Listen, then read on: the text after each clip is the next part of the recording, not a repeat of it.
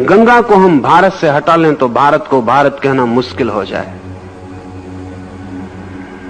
सब बचा रहे, गंगा हट जाए, भारत को भारत कहना मुश्किल हो जाए। गंगा को हम हटा लें तो भारत का सारा साहित्य अधूरा पड़ जाए। गंगा को हम हटा लें तो भारत के न मालूम कितने ऋषियों के नाम खो जाएं। गंगा को हम हटा लें तो हमारा तीर्थ ही खो जाए, हमारे सारी तीर्थ की भावना खो जाए।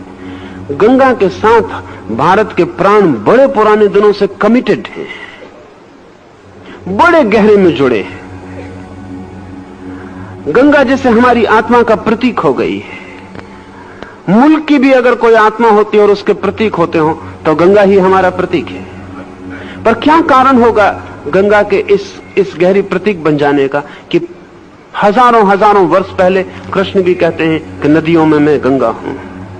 गंगा कोई नदियों में विशेष उस अर्थ में नहीं है। गंगा से बड़ी नदियां हैं, गंगा से लंबी नदियां हैं, गंगा से बड़ी विशाल नदियां पृथ्वी पर हैं। गंगा कोई लंबाई में, विशालता में, चौड़ाई में किसी दृष्टि से कोई बहुत बड़ी गंगा नहीं है, कोई बहुत बड़ी नदी नहीं है। ब्रह्मपुत्र है और अमेज़न है और वांगो है और सैकड़ों नदियां हैं जिनके सामने गंगा फीकी पड़ जाए। पर गंगा के पास कुछ और है जो पृथ्वी पर किसी भी नदी के पास नहीं है, और उस कुछ और के कारण भारतीय मन ने गंगा के साथ एक तालमेल बना लिया।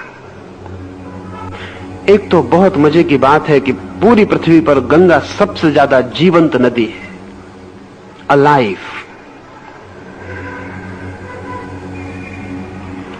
सारी नदियों का पानी आप बोतल में भर के रख दें, सभी नदियों का पानी सड़ जाएगा, गंगा भर का नहीं सड़ेगा।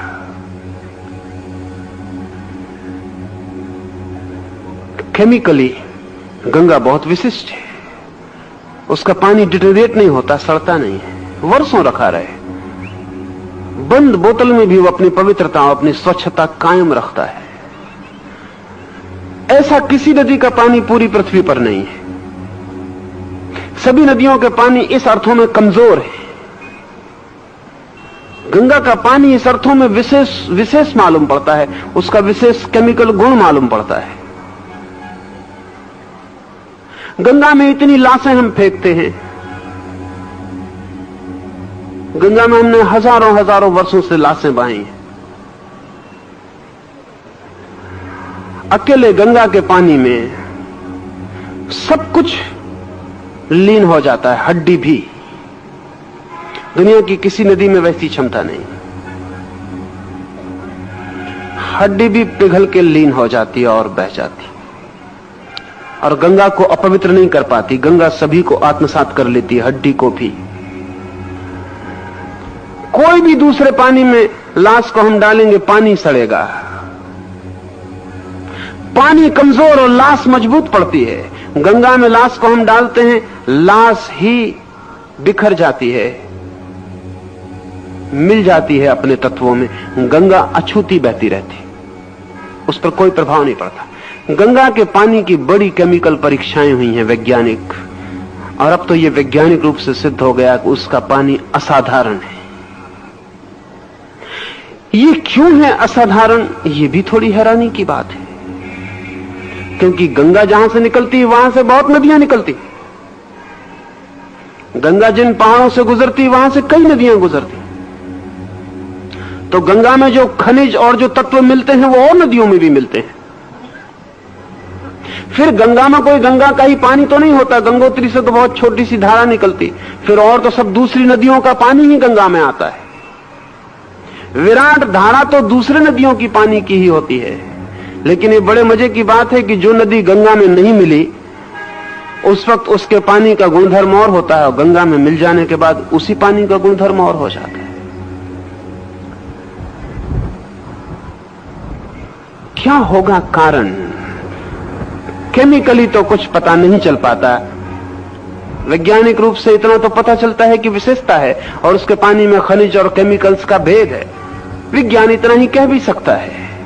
लेकिन एक और भेद है, वो भेद विज्ञान के ख्याल में आज नहीं तो कल आना शुरू हो जाएगा, और वो भेद है गंगा के पास लाखों लाखों लोगों का जीवन की परम अवस्था को पाना,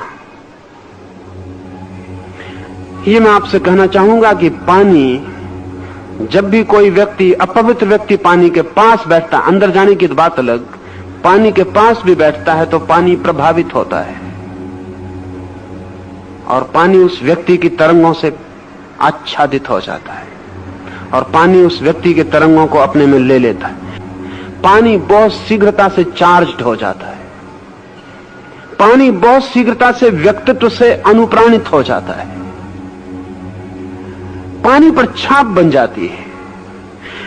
लाखों लाखों वर्ष से भारत के मनीषी गंगा के किनारे बैठकर प्रभु को पाने की चेष्टा करते रहे हैं और जब भी कोई एक व्यक्ति ने गंगा के किनारे प्रभु को पाया है तो गंगा उस उपलब्धि से वंचित नहीं रही।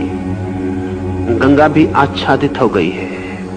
गंगा का किनारा, गंगा की रेत के कण कण, गंगा का पानी, सब इन लाखों वर्षों में एक विशेष रूप से स्पिरिचुअली चार्ज्ड, आध्यात्मिक रूप से तरंगायित हो गया है।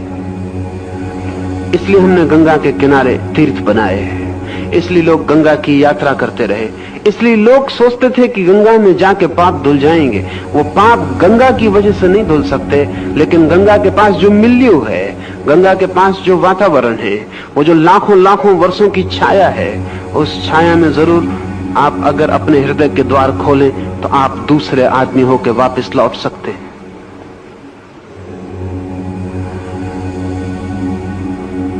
गंगा एक आध्यात्मिक यात्रा भी है, एक नदी ही नहीं।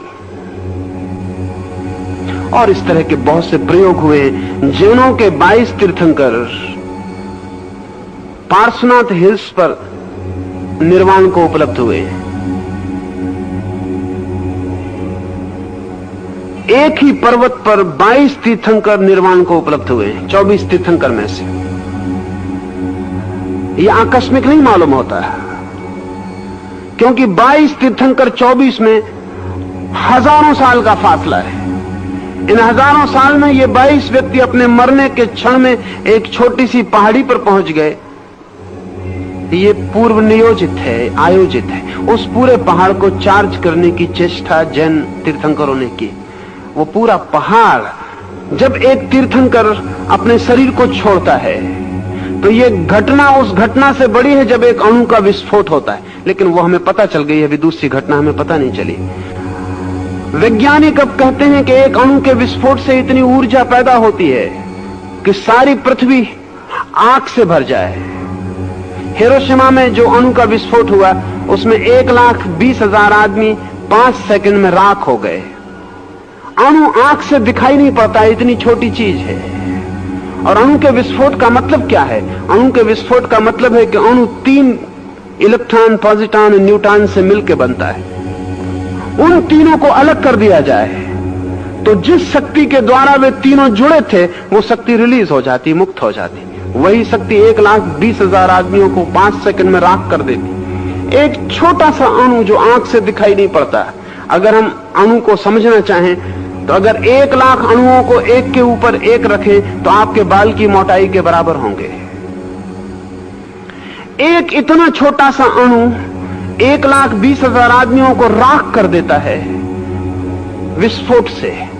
और जब एक तीर्थंकर की आत्मा उसके शरीर से छूटती है तो जो शक्ति आत्मा को, शरीर को बांधे हुए थी, वो रिलीज होती है पहली दफा। करोड़ों करोड़ों वर्ष में यह आदमी शरीर से बंधा रहा है।